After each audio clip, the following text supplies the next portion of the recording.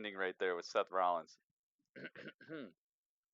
Welcome everybody. Grapple Chat for NXT, May the 23rd, 2018. And what a good feeling it is to see a wrestling show that from start to finish just feels fresh, original ways of doing holds, original ways. Original. Yes, I'm going to turn into Bugs Bunny? Yeah. Original. Original? Does he talk like that? Somebody talks like that. Somebody from Looney Tunes talks like that. Either way, I'm here in the NXT arena. It just emptied out, so I got the whole place to myself, and I thought that while I could still feel the vibrance of the show, I should do my review show here. So welcome to Grapple Chat. I got a chat full of people here. Let me say what's up to some people. I see Cringe Man. I see Skull Crusher Princess. I see Kid Phantom. I see Bobby Rays. Dude, I see a lot of people. Thank you so much for being here. It's honestly, I see Xavier. Yo, I'm not going to scroll all the way back up this chat, but you know who you are. Thank you guys so much for being here. And if you're watching this after the fact, please leave a thumbs up and a comment of what you thought of NXT today. So I'm going to get right into this review here. All right. NXT starts out, and it is a match that I'm fairly excited about.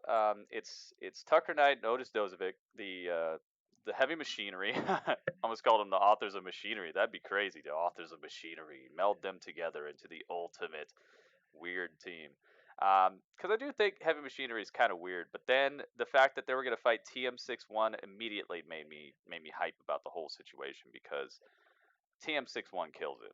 They always kill it. I'm so glad to see them healthy and in the ring. And this match was looking super squashish at first. It was looking like it was Elmer Fudd. Yeah, okay, Elmer Fudd. There you go.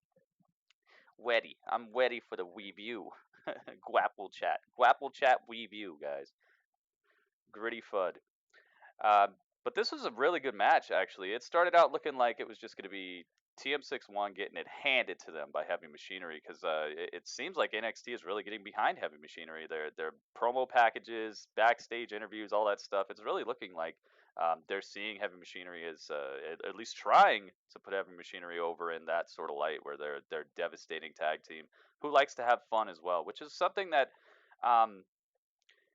they've walked the line with the New Day. The New Day are a very good tag team, but they like to have fun. But there haven't been a whole lot of other tag teams like that, except for like maybe the Club a little bit, and I don't know, Sheamus and Cesaro a little bit. But I like to see a fun-loving team that can also destroy people, and Heavy Machinery is definitely pulling that off.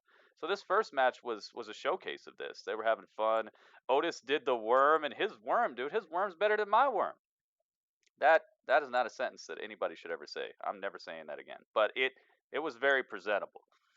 TM61 ends up winning on a cheap dirty pin. The ref didn't see it, and I don't know if it was Shane Thorne or Nick Miller. I don't know which one of them was holding the other's legs, but he held his ankles on the rope. This is a spot I haven't seen in a long time. It's really cool. It's really, really cool. And the pressure, I guess, was too much. They could I think it was Otis, or was it Tucker? One of them. They couldn't kick out. So TM61 picks up the cheap victory, but hey, they had to do it. And I like that it was a cheap victory as well. Since I said before, they're trying to put Heavy Machinery over as this like devastating team. So the only way they should be losing a straight up pin, a straight pinfall, should be something kind of screwy, or the ref didn't see somebody get elbowed in the eye or something like that. They just want to have fun. They do. This is my third Grapple Chat in a row. Well, thank you, Cridge Man. That means you've been to all of them yet. The layout is really nice. Thank you, SkullCrusherPrincess. I try to make it pop. It's all glittery. At first I was like, man, is this too yellow? But it's growing on me. I hope it grows on you guys too if you don't like it. But I'm at least at the NXT arena here, so that's good, right? If you don't like the layout.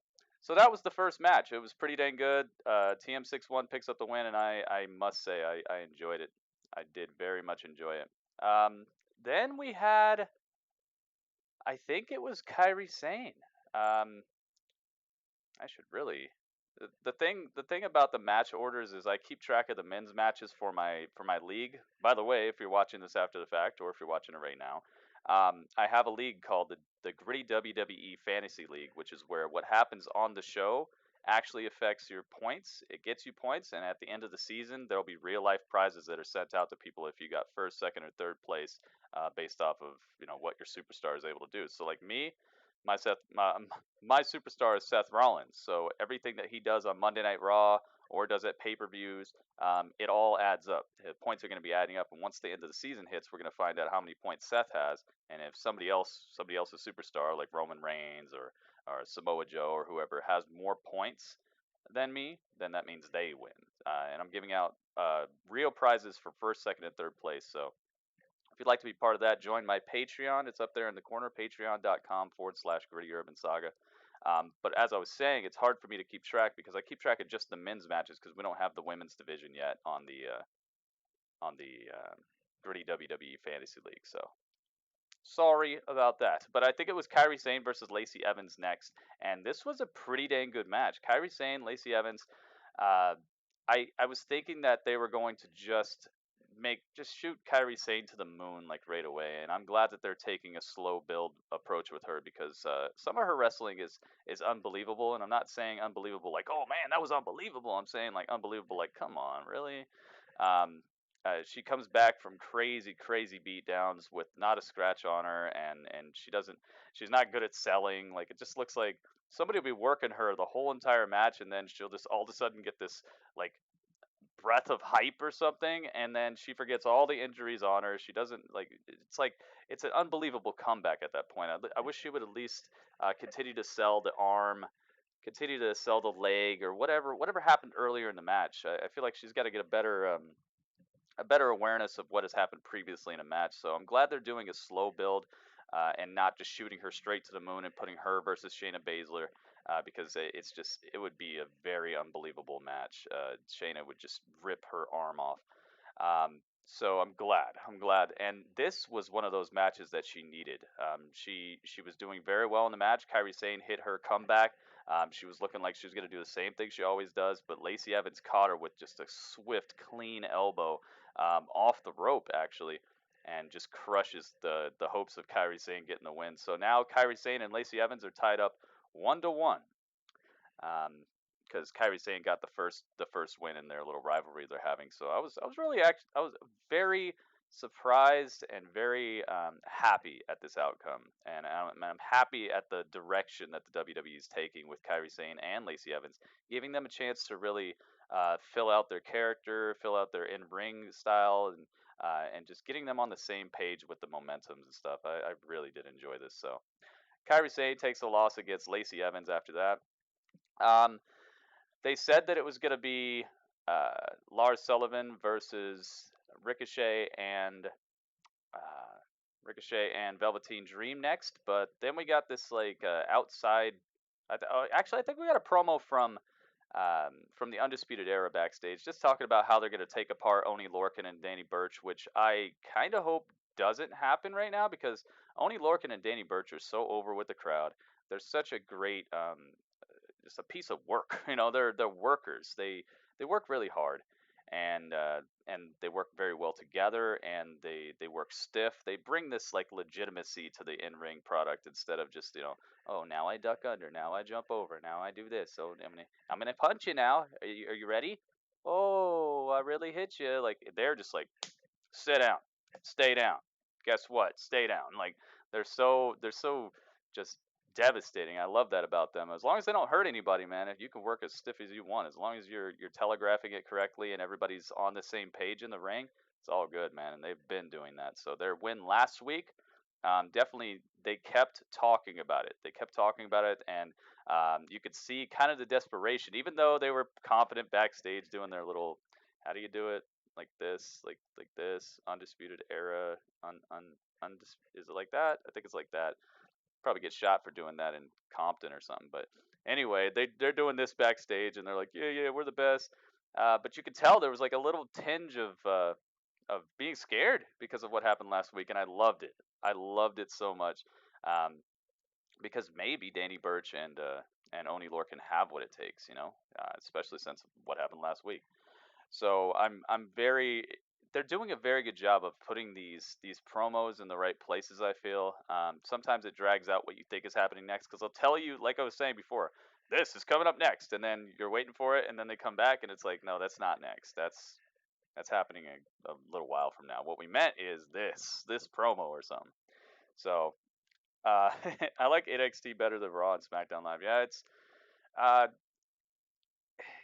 man, that's a whole nother conversation. But yeah, I do think NXT has its major ups in comparison to Raw and SmackDown.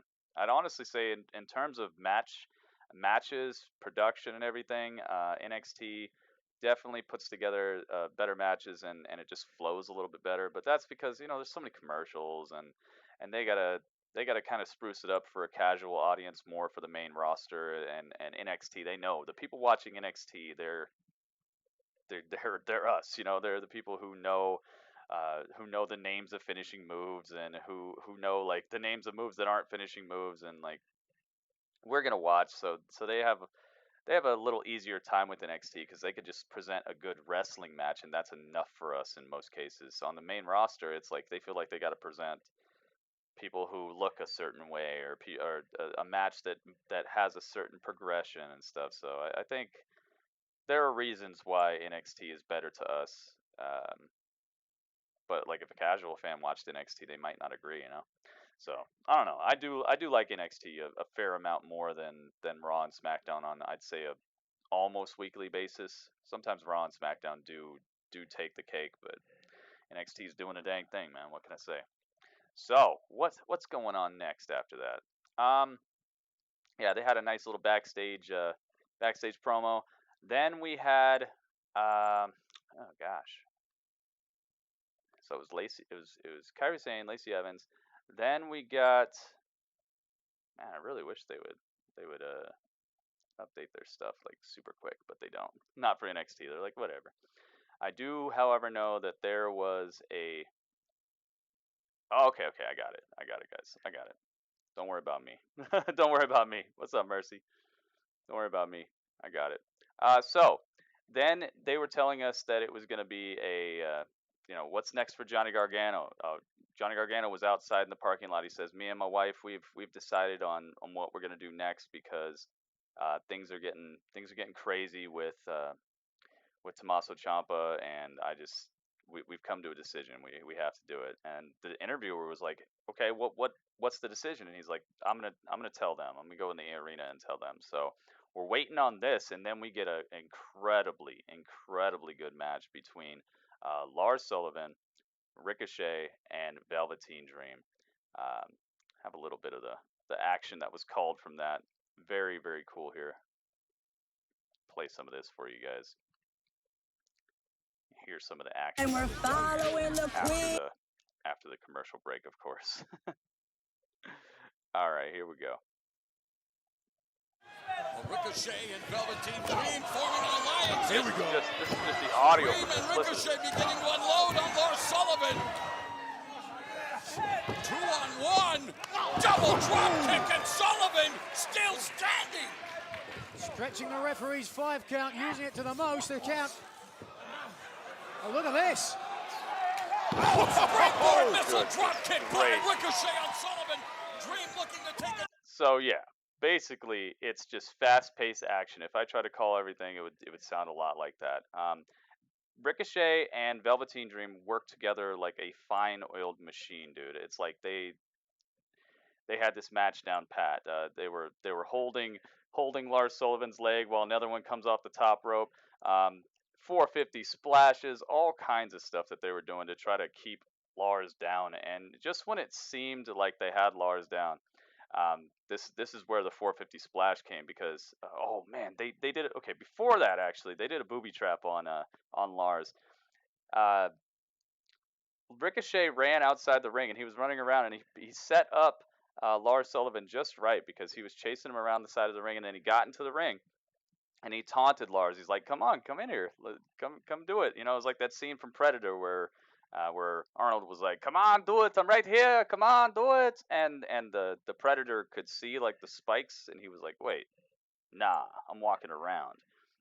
That didn't happen here. The Predator in this case was like, okay, so Ricochet was Arnold. He was like, "Come on, do it. I'm right here." And then the Predator, Lars Sullivan, just jumped into the ring. He climbed under the ropes, and while he was climbing under the ropes, he didn't realize that Velveteen Dream was standing on the top rope, and he just jumps off with a beautiful purple Rainmaker elbow right to the back of Lars Sullivan as he's crawling in. Just crumples Lars Sullivan. Beautiful spot. Later on, we get the 450 splash from Ricochet. He lands it so hard on Lars Sullivan that it just it hurts his own chest and stomach so much that he can't get to the pin just right. Lars Sullivan rolls out of the ring. He is no longer he's no longer in the ring, and this is when Velveteen Dream springs the trap, grabs Ricochet and hits him with the cartwheel driver right into the mat. Oh my goodness. Cartwheel driver on Ricochet, just cracks him, leaves him laying in the middle of the ring. And then Velveteen Dream is just in the ring, just looking at him like, yeah, that's right. That's what you get. That's what you get, because they've been having a feud for a little while now. So he betrayed his own partner in this handicap match. Lars starts peeking over the apron because he's getting up from the outside, and I don't know if he realizes what happened or not, but Ricochet's just laid out. So Velveteen Dream, he's like, I gotta go. I don't want any more of this. So Velveteen hot tails it up the ramp. This leaves Lars Sullivan to grab Ricochet and just destroy him. Hits him with the freak accident, plants him in the center of the ring, and just 1, 2, 3. So Lars gets the win in the handicap match because of Velveteen Dream's double cross betrayal. It was such a good ending, dude. It was such a good ending. What a good match too. All these matches were good tonight. All these matches were pretty dang good. So that was fun. Then we finally got to the part. We went backstage and we heard Shayna Baszler talking some trash, and we also heard. Gosh, I think there was like one more promo. I'm not like the biggest fan of these promos because I don't see them putting forward storyline as much as the in-ring action. But Shayna Baszler did a pretty good job of talking some trash. I think she was talking to Dakota Kai. So that's definitely coming up. There's no one who is legitimate enough in NXT right now to step to Shayna Baszler as far as I'm concerned. So it would be in their best interest to start building up some other women talent here instead of the promos. But I understand it's a short show, so they have to do what they have to do. But it would be nice. It would be very nice to, in the foreseeable future, have someone on deck that could be a legitimate contender against Shayna Baszler. I think Bianca Belair, she had a little music video type thing where they were telling us a little bit about her. Or she was telling us about how she's the best. So yeah, Bianca Belair might be the closest I could see to someone who could legitimately be in the ring against Shayna Baszler, but it's not on the same level to me. Definitely not the same level. So then we get the pretty much the thing that people were probably waiting for, especially because of the long intro that they gave us, telling us that, oh, Johnny Gargano is going to come down and tell us what he's thinking about and what his decision is. So that's where we went next. Finally, last time I we walked got out this. at Full Sail was for an NXT Championship match. But the bell never rang, and I left on a stretcher. Every morning when I wake up and I struggle to get out of Johnny Gargano bed, talking. my body reminds me of that day. My body reminds me of a knee that smashed my head into that LED board. My body. My body reminds me of being driven off that stage through a table. I've been doing this basically my whole life, but I sat down with Candace and I realized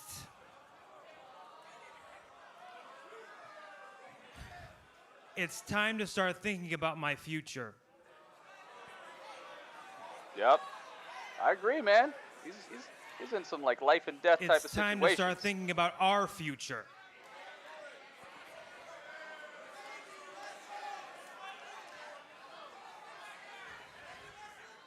I need to ask myself, is it worth it?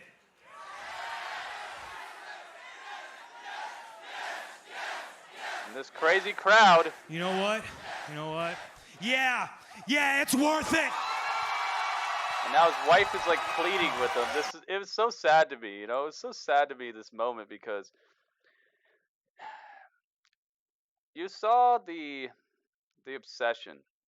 You saw the obsession with what, you know, like there's a guy who's going to literally end your career at any time. Like you could just be walking to the parking lot and Tommaso Ciampa will just come out of nowhere with like a pickup truck and just smash you.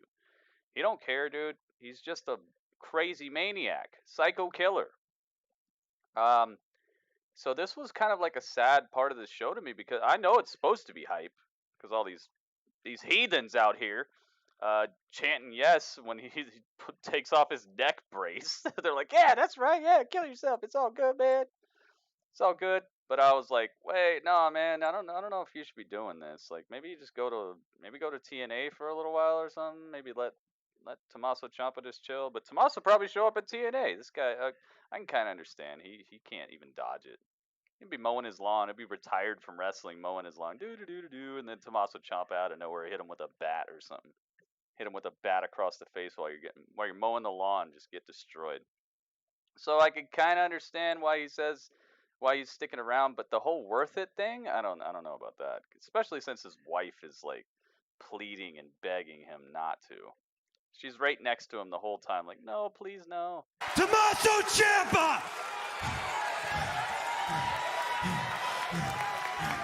I know you're back there. Come out here so we can finish this right now. Irish, what's up, Irish?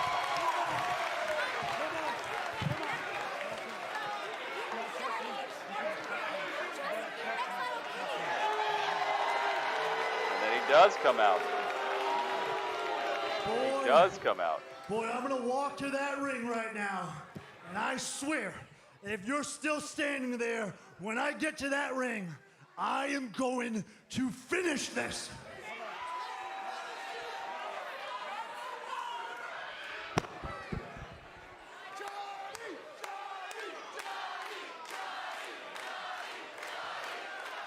Crazy crowd. You crazy people.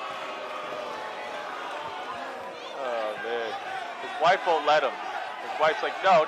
He still rolls out. He's trying to evade his wife. Evade. Let them fight. You crazy people. He's pushing refs off of him and everything. Johnny Gargano is trying to push the refs off of him. But, okay. So, that leads us to the closing of this, of NXT. Well, the closing sequence. So, Johnny Gargano is over here. He's standing outside the ring. Tommaso Ciampa's in the ring like, hey, man, bring it then. You gonna bring it or not? You gonna listen to your wife? He's like, yeah, that's right. Be a good little boy. Listen to your wife.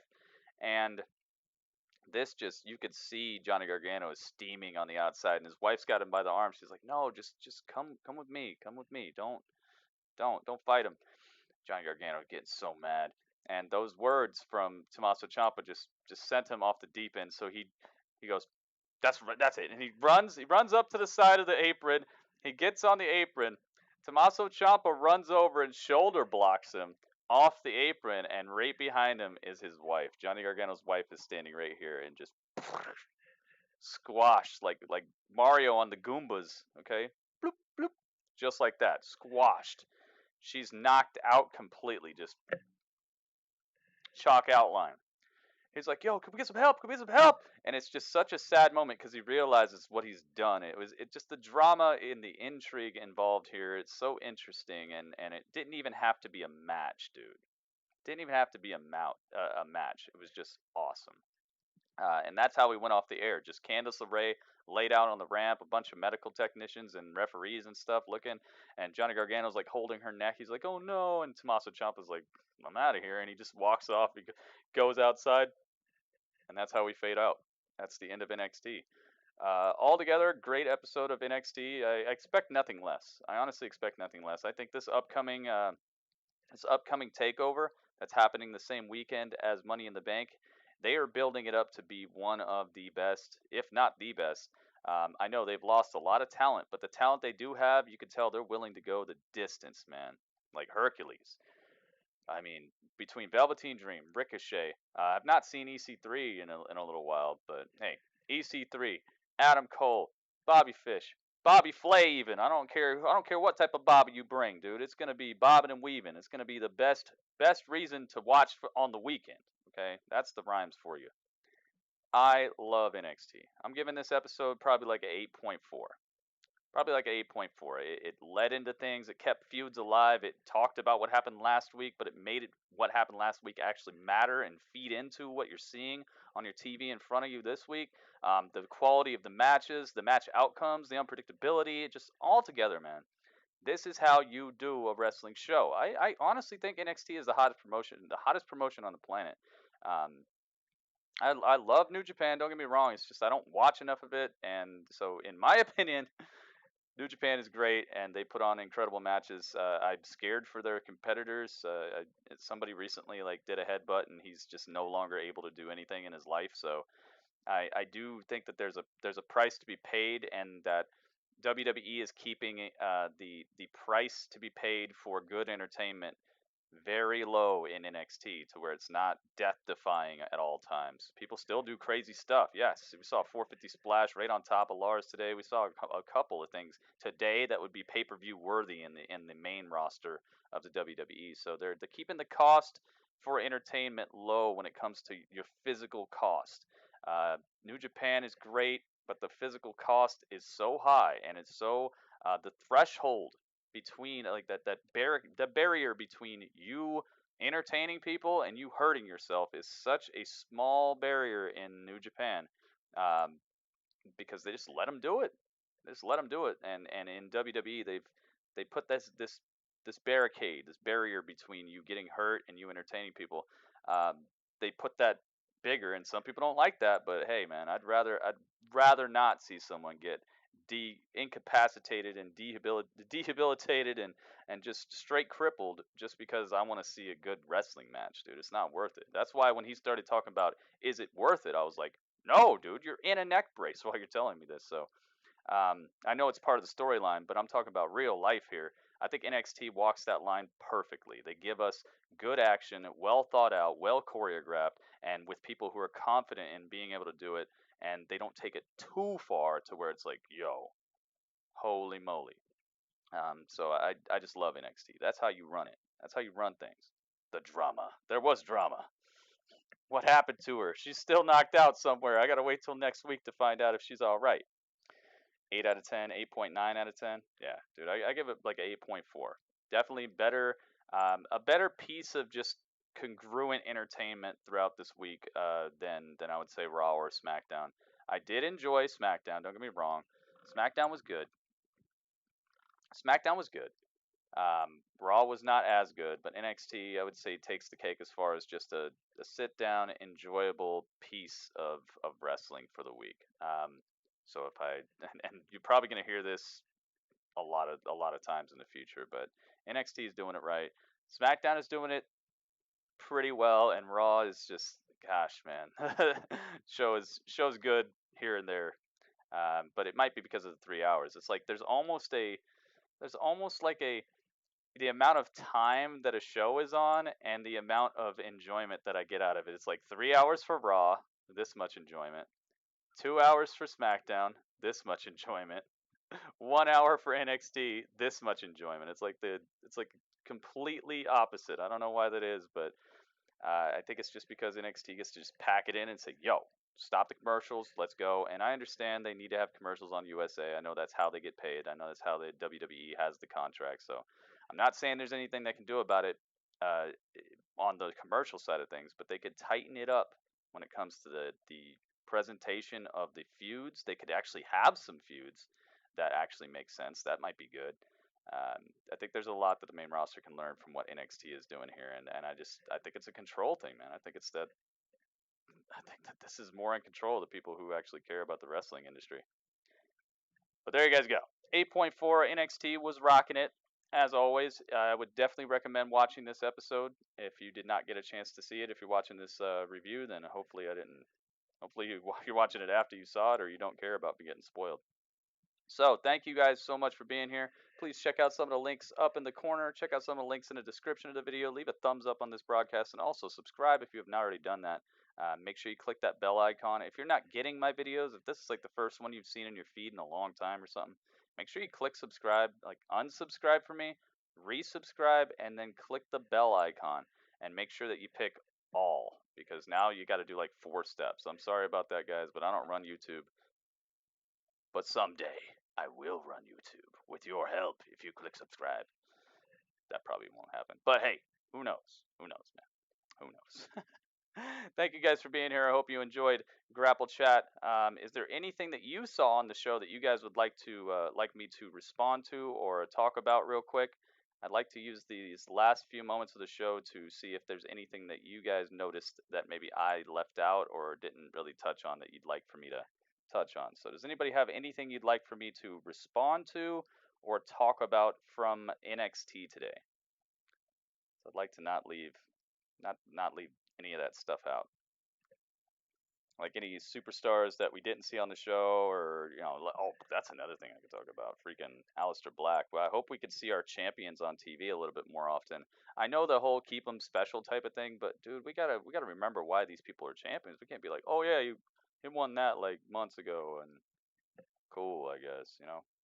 I'd love to see our champions on TV, even if it's just like a little short fight or a kind of like not a squash match, but something that's maybe 5 minutes, and they just take out somebody who's like much lower on the on like list to go for a title shot. I'd love to see something like that. Just keep them in our mind, keep them in our eyes for a little bit. It only take like 5 minutes. Just do that. I'd love to see Aleister Black just come down to the ring, do his whole entrance. There's already a guy in the ring. I don't know, he's Oni Lorcan's second cousin twice removed, and then he just gets the black mass right in the face, and 1, 2, 3, game over, and then he walks off, and then we remember it's like, dang, yeah, that's the guy right there. That's the champion. You could tell. That would be cool. Or Shayna Baszler just rips somebody's arm off real quick. I'd love to see that. All right, doesn't look like anybody has anything they want me to talk about. So thank you guys so much. I will catch you guys next episode of Grapple Chat.